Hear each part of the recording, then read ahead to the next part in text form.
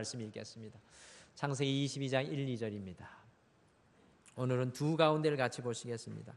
창세기 22장 1, 2절, 마태복음 19장입니다. 그래서 우리가 표시해 놓고 창세기부터 읽고 뒤로 넘어가겠습니다. 우리 22장 1, 2절이니까 같이 한 목소리로 읽겠습니다. 우리 22장 1, 2절 같이 읽겠습니다. 시작. 그 일 후에 아브라함이 아브라함을 시험하시려고 그를 부르시되 아브라함아 하시니 그가 이르되 내가 여기 있나이다. 여호와께서 이르시되 내 아들 내 사랑하는 독자 이삭을 데리고 모리아 땅으로 가서 내가 내게 일러준 한 산 거기서 그를 번제로 드리라. 아멘. 우리 마태복음 19장으로 가시겠습니다. 마태복음 19장 20절에서 22절, 우리 신약성경 32페이지입니다. 우리 20절에서 19장 20절에서 22절 같이 한 목소리로 읽겠습니다. 시작. 그 청년이 이르되 이 모든 것을 내가 지켜 싸운데 아직도 무엇이 부족하니까? 예수께서 이르시되 내가 온전하고자 할진대 가서 내 소유를 팔아 가난한 자들에게 주라. 그리하면 하늘에서 보화가 내게 있으리라. 그리고 와서 나를 따르라 하시니 그 청년이 재물이 많은 거로 이 말씀을 듣고 근심하며 가니라. 아멘. 영국에 있을 때 제 딸아이와 동화책을 많이 읽었었는데요. 그 동화책 중에 하나가 아주 흥미롭고 교훈적인 그 이야기가 있는데 그것이 제 머릿속에 늘 남아 있습니다. 언젠가 제가 한번 말씀드린 적이 있는 것 같습니다. 연못에 살고 있는 이 개구리 한 마리가 있었습니다. 그런데 이 개구리에게 심각한 문제가 하나 생겼습니다. 그 문제가 뭔가 하니 개구리가 살던 그 연못의 물이 점점 말라가고 있는 것입니다. 큰 문제죠. 우리한테는 별로 큰 문제가 아니지만 개구리에게는 아주 큰 문제입니다. 어서 물을 찾지 못하면 그 개구리는 그 연못과 함께 말라 죽을 지경이었습니다. 뭐 짧은 다리로 팔짝팔짝 뛰어봐야 주변 정탐도 안 되고 아주 문제가 심각했습니다. 이런 때 개구리가 그 문제를 해결하기 위해서 길을 열고 있을 때 희소식이 들려왔는데 그것은 인근 언덕 너머에 시원한 시내가 흐른다는 소문이 들렸습니다. 근데 개구리는 그 소식이 희소식이었지만 순간 이 고민에 빠지게 되었습니다. 이웃 동네에 있는 시원한 시내가 있는 곳에 가서 살면 좋을 텐데 자신의 짧은 다리로 거기까지 팔딱팔딱 가다가는 말라 죽을 수밖에 없는 그런 지경이었습니다. 그때 이 개구리에게 아주 좋은 아이디어 하나가 떠올랐습니다. 그것은 새 두 마리에게 막대기 양쪽 끝을 움켜잡게 한 후 자신은 그 막대기 가운데를 입으로 물고 거기에 대롱대롱 매달려가는 것이었습니다. 힘들이지 않고 애쓰지 않고 짧은 다리 과시하지 않고 대롱대롱 나무에 매달려가면 이웃 언덕 너머의 시내까지 무사히 갈 수 있을 것과 같았습니다. 결국 개구리는 새들의 도움으로 그 막대기 중간을 입으로 굳게 물고 하늘을 날아서 시원한 물이 흐르는 시내가를 향해 날아가기 시작했습니다. 일평생 처음입니다. 비상하기 시작하였습니다. 이 모습은 정말로 장관이죠. 여러분들 개구리 한 마리가 양 나뭇가지에 묶여서 새 두 마리가 그것을 개구리를 날아가고 있다고 생각해 보십시오. 얼마나 멋있는 모습입니까? 이 모습을 이 땅 아래에 있던 여러 동물이 보고는요, 야, 저런 아이디어를 낸 사람은 누굴까? 하고 모두 다 궁금해하면서 감탄의 탄성을 질러댔습니다. 개구리의 귀에는 행복한 칭찬의 소리가 막 들려오고 있었습니다. 지나갈 때마다 사람들이 이곳저곳에서 밑에 있는 땅 아래에 있는 모든 동물들이 이곳저곳에서 그 개구리의 그 기지에 대해서 누가 이런 일을 했을까 칭찬을 했습니다. 그런데 시내까지 거의 다 왔을 때쯤에 저 아래에서 풀을 뜯던 소 한 마리가 자기의 머리 위로 지나가는 새들과 개구리를 보고 아주 과한 칭찬을 합니다. 엎어져 가지고 소가 박수도 치기도 하면서 이렇게 이야기합니다. 과연 누가 그런 생각을 할 수 있겠느냐? 저런 놀라운 아이디어를 누가 냈을까? 이 개구리가요, 이 많은 수많은 소리를 듣고 이 소의 이 아주 과한 리액션에 이번에는 참을 수가 없었습니다. 도저히 참지 못하고 그만 개구리가 내가 I did it 이라고 기뻐서 소리를 쳤습니다. 여러분들 그것이 그 개구리의 마지막 말 유언이 되었겠죠. 여러분들 어린아이의 동화이지만 참으로 많은 것을 생각하게 하는 이야기입니다. 이 개구리는 기발한 기지와 아이디어로 삶의 어려움을 이겨내는 방법을 찾아내었습니다. 그렇지만 자기가 이뤄놓은 것을 사람들에게 알리고 싶었어요. 자랑하고 싶었습니다. 드러내고 싶었습니다. 이 개구리는 삶의 중심의 자리에 자기가 앉고 싶었습니다. 그 어느 누구도 자기 대신에 그 자리에 앉는 것을 원하지 않았습니다. 그래서 결국에 그 개구리는 내가라는 탄성을 한번 지르고 자기가 그렇게 원하는 삶의 중심의 자리에 앉자마자 모든 것이 끝나버리고 말았습니다. 그 개구리는 자신의 삶의 무대에 자기가 중심이 되지 않는 것을 견딜 수가 없었고 참을 수가 없었습니다. 여러분, 사랑하는 성도 여러분, 여러분들 머릿속으로 한번 상상해 보세요. 전속력을 향해 달려가는 자동차가 여러분들 중심을 잃으면 어떻게 될까요? 거친 파도를 헤치고 힘있게 항해하는 배가 중심을 잃으면 어떻게 될까요? 그런 일이 있었습니다. 엄청난 속도로 하늘을 나는 비행기가 중심을 잃게 된다면 여러분들 어떻게 되겠습니까? 그것은 바로 치명적인 사고로 연결될 수밖에 없습니다. 우리의 삶도 마찬가지죠.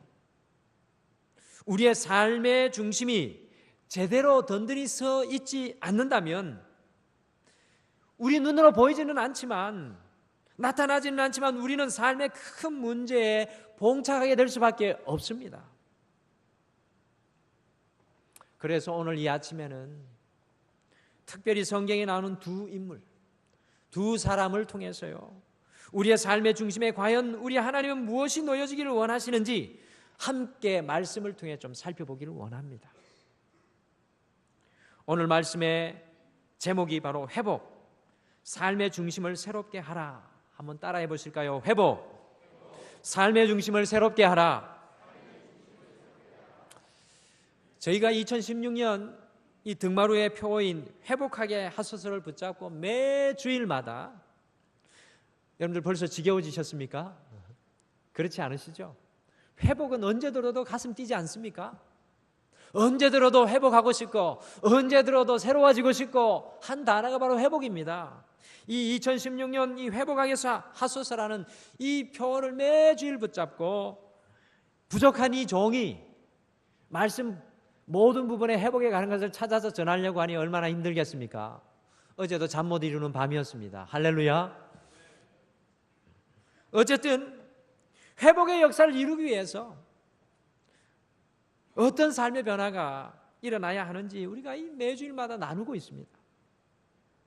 오늘 주님께서 우리 안에 회복의 역사를 이루기 위해서 우리의 눈을 우리의 삶의 중심으로 이끌어 가십니다.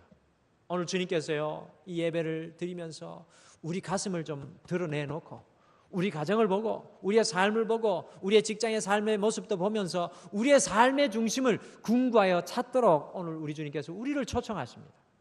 오늘 예배를 드리고 나가실 때는 여러분의 삶의 중심이 보이셔야 하고 여러분의 삶의 밑바닥까지 여러분들이 관조할 수 있는 그런 영적인 눈이 열려져야 될 줄 믿습니다. 첫 번째, 아브라함의 이 삶의 중심을 새롭게 하기 위해서 하나님께서 어떻게 일하셨을까요? 좀 함께 살펴보겠습니다. 아브라함이라는 사람의 삶이 새로워질 필요가 있었겠습니까? 근데 하나님께서는요, 이 사람의 삶을 새롭게 하십니다. 어떻게 하나님이 일하셨을까요? 우리 성도님들이 잘 아시다시피 아브라함은, 여러분들 성경에 나오는 아브라함은 세계 문명의 4대 발상지 중에 하나인 메소포타미아 문명이 있었던 이 비옥한 초성달 지역에서 신상을 만들어 팔아서 정말 잘 먹고 잘 사는 사람이었어요. 그럼 성경은 신화가 아닙니다. 아브라함은 우리가 세계사 시간에 배웠던 세계 문명 4대 발상지인 그 중 하나, 이 메소포타미아 지역에 살았던 사람, 잘 먹고 잘 사는 사람이었어요. 그런데 우리 하나님께서 다짜고짜로 야곱이 한 70살쯤 살고 나니까 살 만큼 살고 이룰 거 다 이루고, 그리고 제가 말씀드렸잖아요. 물명이 발상되는 도시면 얼마나 그 도시가 살기 좋았겠습니까? 그 도시에 있는 살고 있는 아브라함을 불러내가지고 최고의 도시를 떠나서 어디로 가라고 하는 이 분명한 목적지도 안 가르쳐 주시고 아브라함에게 길을 떠나라고 명령을 하셨습니다. 그래서 아브라함과 하나님과의 동행이 시작됐죠. 여러분과 저처럼 말이죠.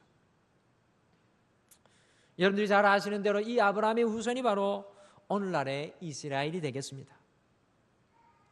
아브라함은요, 모든 것에 성공한 사람이었지만 성경 말씀을 읽어보면 자신의 뒤를 이어줄 이 자식이 없었습니다.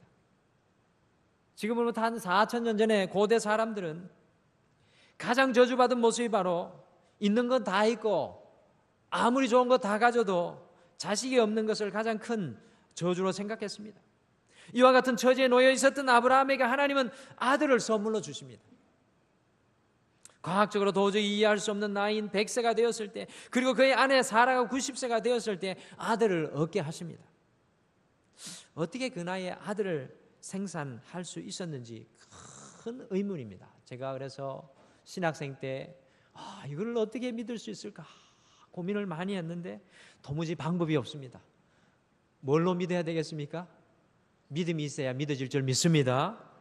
여러분들도 믿어지시나 봐요. 예, 큰 의문입니다. 어쨌든 하나님의 이 큰 기적으로 이삭을 얻게 된 이후에 시간이 좀 지난 다음에 일어나는 사건이 바로 우리가 오늘 읽은 창세기 22장의 말씀입니다. 여러분들, 창세기 22장의 말씀은 우리 하나님께서 이 아브라함을 시험하는 장면입니다. 하나님께서 아브라함을 시험하는 오늘 이 장면은 아브라함의 인생 말기에 일어났던 이야기입니다. 한마디로 말하면 아브라함의 인생의 절정, 아브라함의 인생의 클라이막스에 하나님께서 아브라함을 시험합니다. 보십시오. 하나님과 아브라함이 동행할 것 다 했고, 하나님께서 아브라함에게 가르칠 것 다 가르쳤고, 아브라함의 신앙도 성숙한 것 같은데 아브라함의 인생 말기의 클라이막스에 우리 하나님께서 아브라함을 시험합니다. 도대체 무슨 일이 있었던 걸까요? 우리가 연극이나 영화의 클라이막스를 이해하지 못하면 영화나 연극을 아무리 봐도 돈만 버리는 것입니다. 아브라함의 삶도, 아브라함의 신앙의 삶도 이 아브라함의 클라이막스, 이 신앙의 클라이막스를 우리가 보지 못하면 아브라함의 삶을 제대로 이해하지 못하는 겁니다. 오늘은 아브라함의 클라이막스를 한번 잘 살펴보기를 원합니다. 여러분들 22장 1절 말씀 같이 좀 읽어보시겠습니다. 22장 1절의 말씀을 같이 읽겠습니다. 시작. 그 일 후에 아브라함이 소리 마시려고 부르시되 아브라함아 하시니 그가 이르되 내가 여기 있나이다. 아멘. 아까도 아브라함이라고 읽었는데 지금도 아브라함, 하나님이 그 일 후에 하나님이 아브라함을 시험하시려고 부르시되 아브라함아 하시니 그가 이르되 내가 여기 있나이다. 영어로는 이렇게 말합니다. God tested Abraham. 곧 하나님이 아브라함을 시험하시려고 라고 나오고 있습니다. 하나님도 참 할 일이 없으신가? 제가 볼 때는 잘 살고 있는 아브라함이거든요. 창세기 12장쯤 되면 아브라함 괜찮게 살거든요. 여러분과 저처럼 세상 사람들 볼 때 잘 사는 것 같습니다. 그런데 오늘 아브라함을 우리 하나님께서 시험을 합니다. 먼저 우리는 하나님께서 왜 아브라함을 그의 인생의 절정에서 오늘 시험하고 있으신지 이거를 살펴보는 것이 참으로 중요합니다. 창세기 22장의 말씀을 전체를 읽어보시게 되면 하나님께서 아브라함을 시험하신 것은 의도적인 겁니다. 의도적인 것. 그냥 우연히 일어난 사건이 아니라는 겁니다. 우리를 향한 하나님의 한 사건 한 사건은 모두 다 깊은 의미가 담겨 있습니다. 여러분들 지난주에 어떻게 사셨어요? 하나님께서 여러분 삶 가운데 개입하신 그 하루의 삶, 한순간 한순간의 삶은 모두 다 깊은 의미가 있습니다. 믿음의 성도들은 그 순간마다 하나님의 음성을 듣고 살 수 있어야 됩니다. 하나님의 음성을 들으셨는지요? 여러분들, 오늘 하나님께서 아브라함에게 시험하시는데 그것에는 하나님의 놀라운 뜻이 있습니다.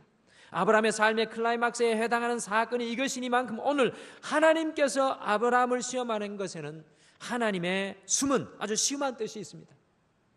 도대체 왜 우리 하나님은 아브라함을 시험하고 있는 것일까요? 오늘 말씀을 좀 더 자세히 들여다보겠습니다. 하나님께서 왜 아브라함을 시험하는지에 대한 단서가 2절 말씀에 나오고 있습니다. 2절 말씀. 우리 2절 말씀에서 하나님께서 아브라함을 시험하는 내용이 무엇인지 나오는데요, 우리 2절 같이 한번 읽어보시겠습니다. 창세기 22장 2절입니다. 지금은 창세기 22장 피시고요, 2절 말씀 같이 한번 읽겠습니다. 시작. 여호와께서 이르시되 내 아들 내 사랑하는 독자 이삭을 데리고 모리아 땅으로 가서 내가 내게 일러준 한 산 거기서 그를 번제로 드리라. 아멘. 여러분, 이걸 영어 성경으로 보면 좀 놀라운 것을 발견할 수 있습니다. 영어 성경에는 이렇게 되어 있습니다. Take your son, your only son, Isaac, whom you love. 이걸 제가 한국 말로 바꾸면 이렇습니다.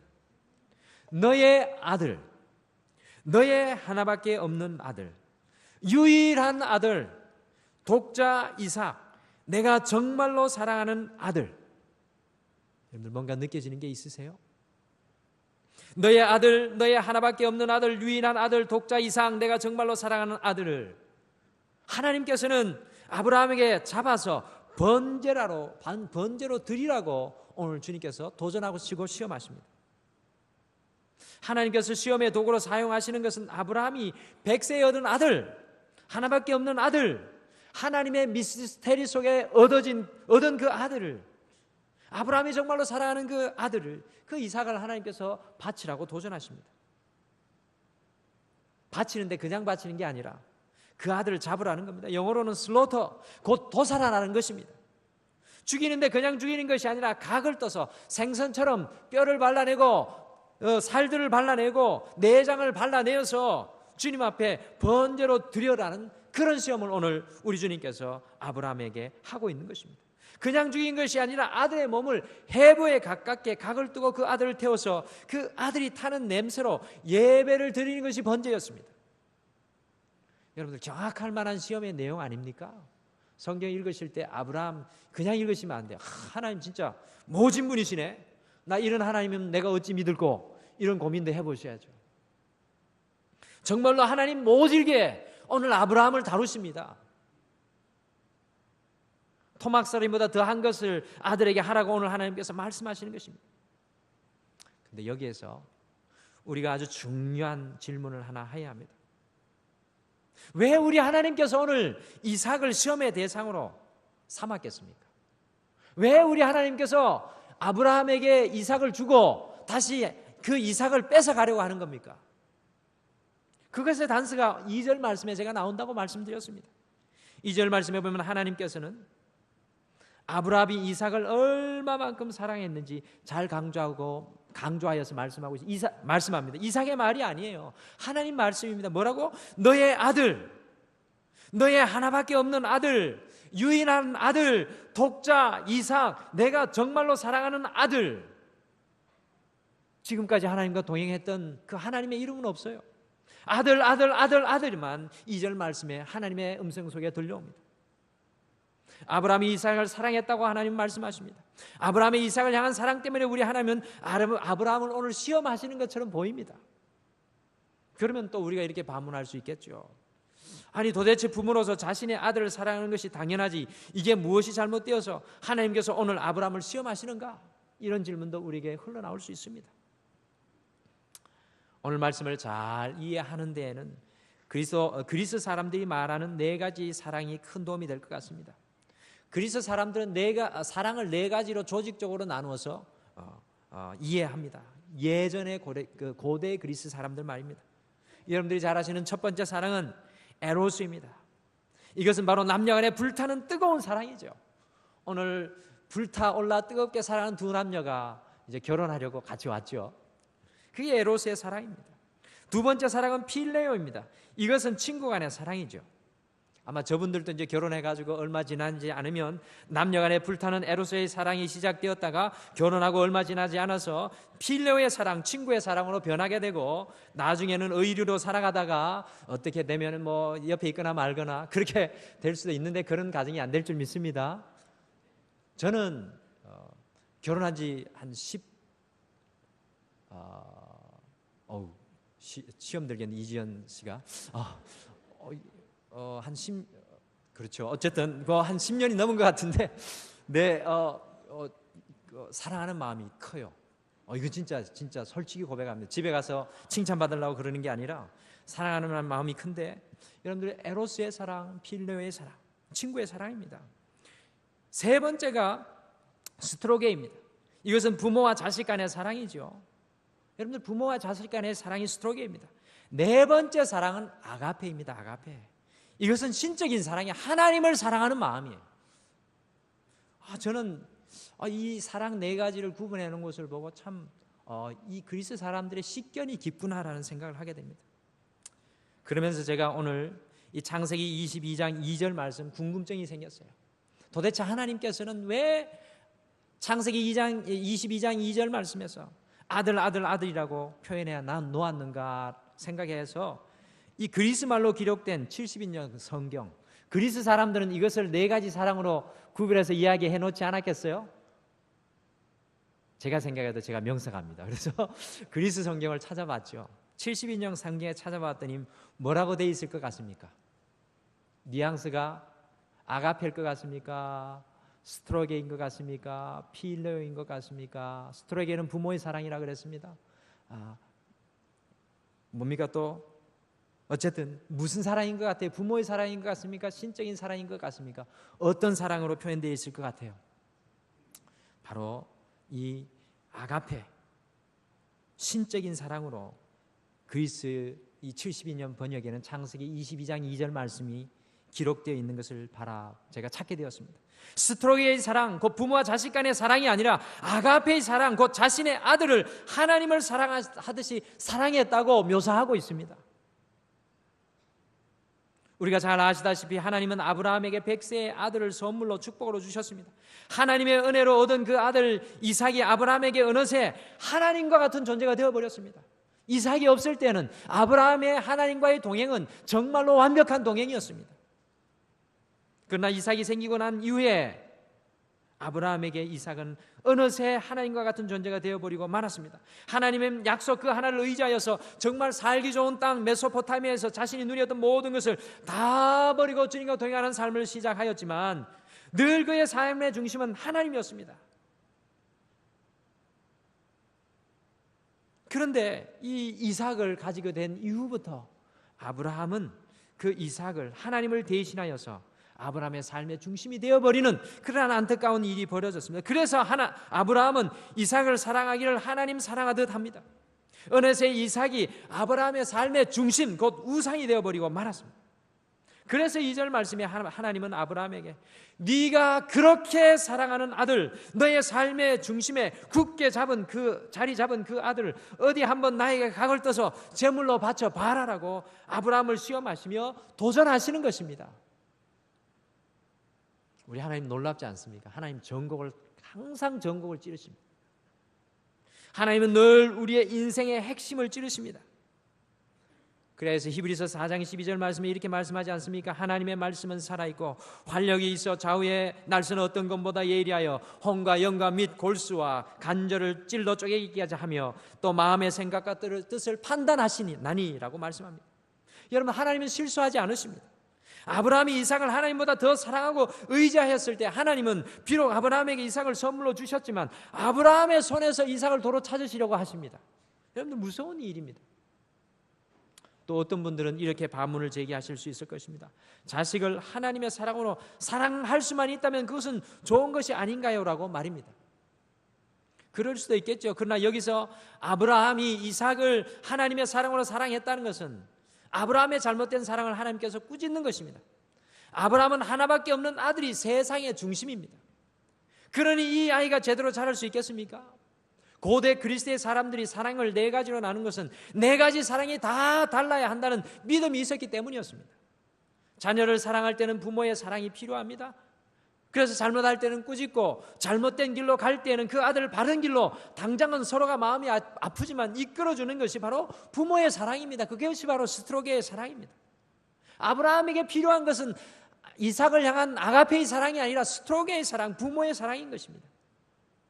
하나님은 아브라함의 잘못된 삶의 중심을 시험을 통하여 찌르고 있습니다. 아브라함의 잘못된 삶의 중심을 깨우쳐 주기를 원하십니다. 아브라함의 삶의 지금까지의 중심은 하나님이었습니다.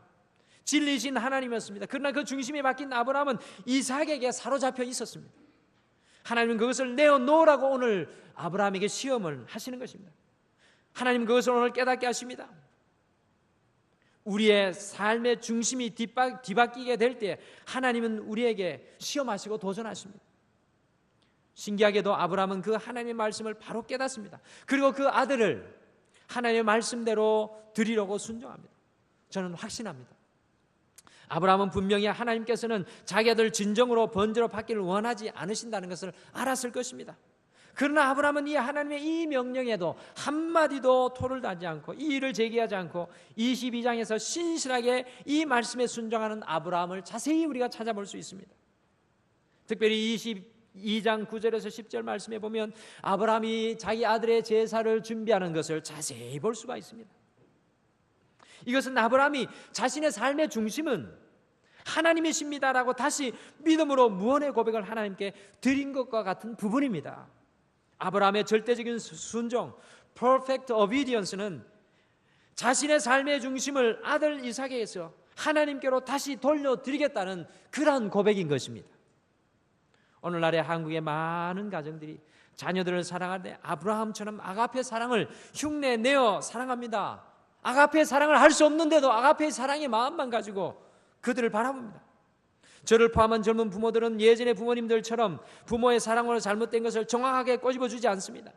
자녀들이 삶의 중심이 되어서 그 자녀들을 공부시키기 위해서 엄마는 자신의 몸까지 팔아서 공부시키는 것이 한국의 현실이 되어버리고 말았습니다.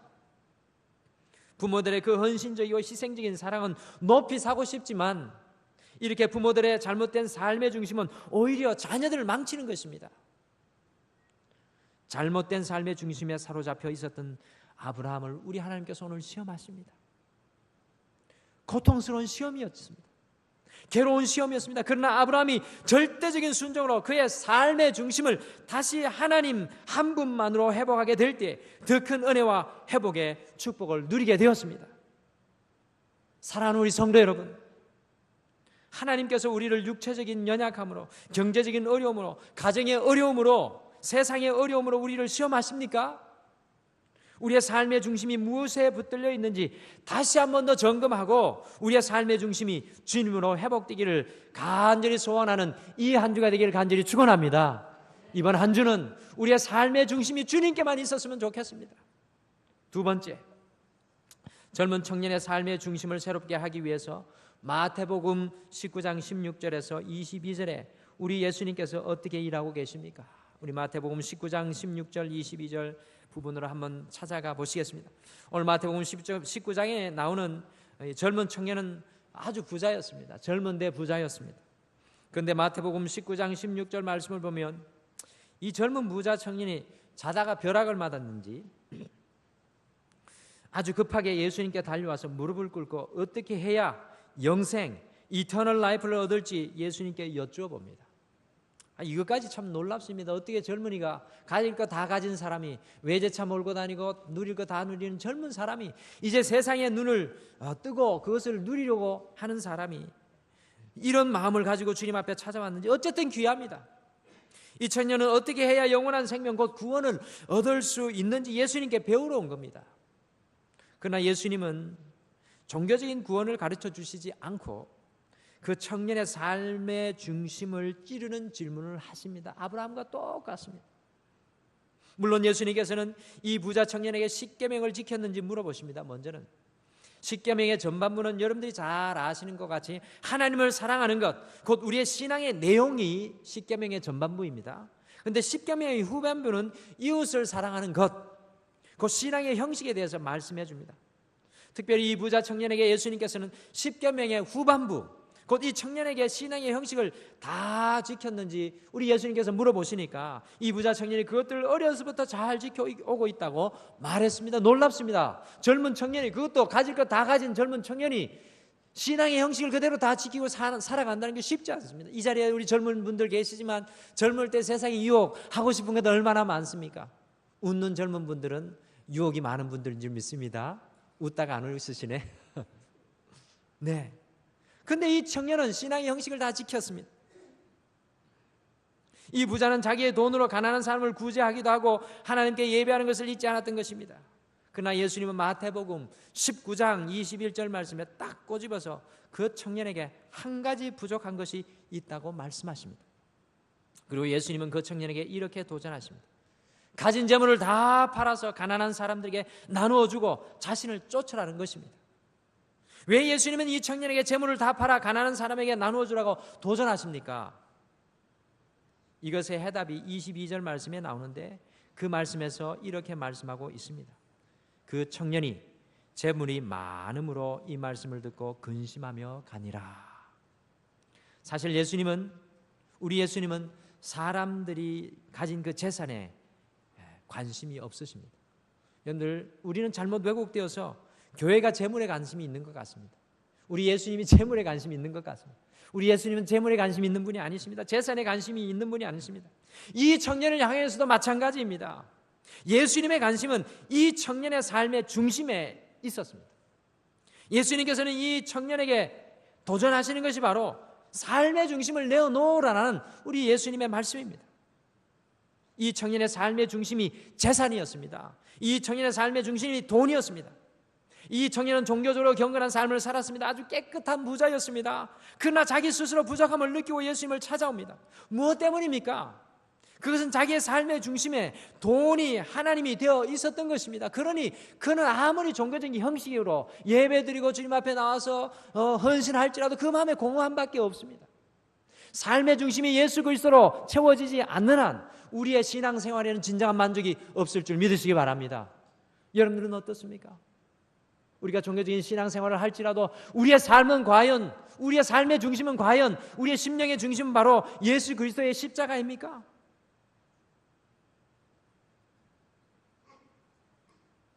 결국 이 청년은 고민하며 돌아갈 수밖에 없었습니다.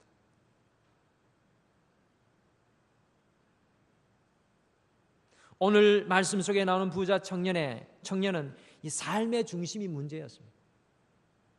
이 부자 청년의 삶의 중심은 물질이었습니다. 이 부자 청년은 삶의 중심에 대한 도전을 받았을 때 아브라함과 달리 고민하였습니다. 그리고 낙심하여 돌아갔습니다. 결국 그의 삶의 중심인 물질을 포기할 수가 없었습니다. 사랑하는 성도 여러분, 지금 저희는 사순절의 시간을 보내고 있습니다. 이 사순절의 시간은 우리의 삶의 중심이 우리를 위해서 십자가에 달리신 그 주님으로 변화되는 시간인 줄 믿으시길 바랍니다. 왕이신 그 주님이 나의 삶에 들어오시는, 온전히 나의 삶의 중심이 주님이 되는 그러한 시간이 바로 이 사순절의 시간입니다. 우리의 삶의 영광이 세상의 명예와 물질과 성공이 아니라 우리의 삶의 영광이 예수 그리스도의 십자가로 변화되는 것입니다. 우리 예수님의 관심은 바로 우리 삶의 중심에 있습니다. 여러분과 저의 삶의 중심에 있습니다. 우리가 어떤 생각을 하는지, 우리의 삶의 중심에 무엇이 있는지, 우리 주님의 관심이 바로 거기에 있다는 것입니다. 진정한 그리스도인의 정체성, 아이덴티티는 그 사람의 중심이 무엇인지에 따라서 결정됩니다. 오늘 영원한 생명을 얻기를 소원하는 부자 청년에게 예수님께서는 너의 삶의 중심이 무엇이냐고 간접적으로 질문하십니다. 지금까지 붙들고 살아왔던 그 물질, 너의 삶의 중심을 내려놓고 나를 쫓으라. 주님께서 이 부자 청년에게 도전하셨습니다. 우리의 삶의 중심이 바뀌지 아니하면 우리는 주님을 쫓을 수가 없습니다. 제자들도 그 마음의 중심이 다 주님 앞에 깨어지고 나서 온전히 주님을 쫓을 수가 있었습니다. 우리의 신앙이 온전하여질 수가 없습니다. 우리의 중심이 깨어지지 않고서는 우리의 삶도 온전하여질 수가 없습니다. 우리 개인과 가정과 교회의 회복의 은혜 또한 우리의 삶의 중심이 주님 앞에 다루어지지 않고서는 회복의 역사를 기대할 수가 없습니다. 우리가 말씀 앞에 엎드릴 때, 기도의 무릎을 꿇을 때 우리 하나님은 끊임없이 인간의 잘못된 삶의 중심을 우리에게 보여주시고 깨닫게 하십니다. 여러분들 그러한 은혜로 살아가고 계십니까? 어떤 때는 물질에 사로잡혀 있는 사람들 향하여 말씀합니다. 어떤 때는 정욕에 사로잡혀 있는 사람들 향하여 선포하십니다. 어떤 때는 성공주의에 사로잡혀 있는 사람들에게 말씀하십니다. 저도 오늘 이 아침에 우리 모두를 향하여 한 가지 질문을 던지길 소원합니다. 저를 포함해서 여러분들에게 한 가지 질문을 던지길 소원합니다. 여러분의 삶의 중심은 무엇입니까? 여러분의 삶의 중심은 무엇입니까? 오늘 이 예배를 통해서 여러분의 가슴과 내면을 들여다보시길 바랍니다. 우리는 모세의 인생을 세 부분으로 나누어 볼 수 있습니다. 모세가 태어나서 40세까지는 자신을 세상의 중심으로 알고 살았습니다. 그리고 40세에서 80세까지는 모세는 저는 무능한 인간입니다 라고 살았습니다. 그러나 80세에서 120세까지 저는 주님의 도구입니다 라고 생각하며 그의 삶의 중심을 모세는 주님 앞에 드리고 살았습니다. 여러분들, 우리가 인간적인 눈으로 봤을 때 모세가의 40년의 그 삶이 화려하고 멋있게 보이지만 진정 우리 그리스도인이 보았을 때 모세의 삶이 가장 멋있는 것은, 클라이막스는 80세에서 120년 동안 주님, 저의 삶은 주님 것입니다 라고 그의 삶의 중심을 주님 앞에 올려드렸을 때 그 삶이 가장 멋있고 아름다운 삶인 것을 깨닫게 됩니다. 여러분들, 이러한 삶을 살고 싶지 않으십니까? 세계에서 부자로 유명한 록펠러는 33세가 되었을 때 최초로 자기 인생에서 100만 불의 순수한 이익을 얻는 100만 장자가 되었습니다. 43세에는 미국에서 가장 커다란 회사를 소유했고 53세에는 억만장자가 되어 세계 최대의 부호가 되었습니다. 그런데도 그는 53세까지 행복한 사람이 되지 못했습니다. 왜냐하면 그에게는 알로피시아라는 탈모증 비슷한 병이 있었는데 머리카락과 눈썹이 빠지고 몸이 초췌하게 말라가는 병이었습니다. 어느 날 그는 의사로부터 결정적인 소식을 듣습니다. 이런 상태로 1년을 견딜 수 있을까 싶습니다. 그 선언을 들은 그날 밤 그는 잠을 이루지 못하고 괴로워했습니다. 그 당시 사업은 너무나도 잘 돼서 하루에 100만 불을 벌었지만 그는 먹지도 못하고 자지도 못하는 괴로운 인생을 보내야만 했습니다. 그는 순간 이 많은 재산이 무엇을 의미하는가, 이 많은 명예가 무엇을 의미하는가라는 허무한 생각이 들었습니다. 밤새 괴로워하다가 한순간 그는 침대에 벌떡 일어나서 돈과 성공은 아무것도 아니다, 하나님께서 내 모든 것이 되신다 라고 소리쳤습니다. 그리고 그는 그 자리에서 털썩 주저앉아 침대 곁에 무릎을 꿇고 기도하기 시작했습니다. 기도와 함께 새벽을 맞이한 록펠러의 인생은 그 다음부터 달라졌습니다. 비상적으로 신앙생활했던 그 모습은 사라지고 성실하게 그 마음의 중심으로 주님을 만나는 진정한 그리스도인이 되었습니다. 그는 신실하게 신앙생활을 시작한 지 얼마 지나지 않아서 교회 하나를 지었습니다. 그 교회가 바로 뉴욕에 있는 유명한 리버사이드 교회입니다. 그리고 그는 록펠러 재단을 만들어 가난한 사람을 돕는 의료 사업을 하기 위해서 자기의 모든 재산을 그곳에다가 쏟아 부었습니다. 이러한 결단을 내린 직후에 이상하게도 그는 잘 먹기 시작했고 잠도 잘 자게 되었습니다. 의사들은 그가 거의 55세를 넘기기 어려울 것이라고 판단했지만 이 록펠러는 98세까지 살았습니다. 여러분, 삶의 중심이 바뀌니 행복한 삶, 건강한 삶을 살아가는 것을 볼 수가 있습니다. 사랑하는 성도 여러분, 우리의 삶의 진정한 회복을 소원하십니까? 여러분들 삶의 진정한 회복을 소원하십니까? 시험을 통해서 아브라함에게 삶의 잘못된 것을 보여주셨던 하나님, 영생을 얻으려 했지만 물질에 사로잡혀 있던 부자 청년의 잘못된 삶의 중심을 보여주셨던 우리 하나님께서 이번 한 주 우리의 삶의 중심도 보게 하실 줄 믿습니다. 여러분의 삶의 밑바닥까지 주님이 보여주시는 은혜를 누리시길 바랍니다. 우리의 삶의 중심도 세상이 아니라, 성공이 아니라, 자녀가 아니라, 쾌락이 아니라 하나님이 되기를 소원합니다. 우리 예수 그리스도가 되기를 간절히 축원합니다. 예수 그리스도의 십자가만 우리의 영광이 되는 삶이 중심이 변화되는 이 한 주가 되기를 정말로 소원합니다. 회복의 역사는 삶의 중심이 변화되는 바로 그곳에서 일어날 줄 믿습니다. 삶의 중심이 변화되는 개인, 삶의 중심이 변화되는 가정, 삶의 중심이 변화되는 교회가 회복의 역사의 은혜를 경험할 줄 믿습니다. 우리 다 같이 기도하겠습니다. 사랑의 하나님, 참으로 감사합니다. 오늘 이 주일 주님의 생명의 말씀을 저의 귓전에 들리게 하심을 감사합니다. 주님, 이 말씀이 우리 귓전에 머물고 흘러나가는 것이 아니라 우리의 가슴을 타고 흘러 들어오게 하여 주시옵소서. 이 사순절 기간 특별히 우리의 왕 되신 그 예수님이 우리의 삶의 중심이 되게 도와 주시옵소서. 그리하여서 우리 안에 있는 삶의 걱정과 염려와 두려움, 경제적인 문제, 우리의 육신의 질병도 우리의 삶의 중심이 주님으로 됨으로 말미암아서 우리가 능히 든든히 주님을 붙잡고 승리하는 성도들, 회복하게 하는 그 은혜를 경험하는, 그 은혜를 누리는 우리 성도님들 되게 도와주시옵소서. 이번 한 주 우리의 삶의 중심을 보는 은혜를 누리게 하여 주시옵소서. 감사드리며 예수님의 이름으로 기도드립니다. 아멘.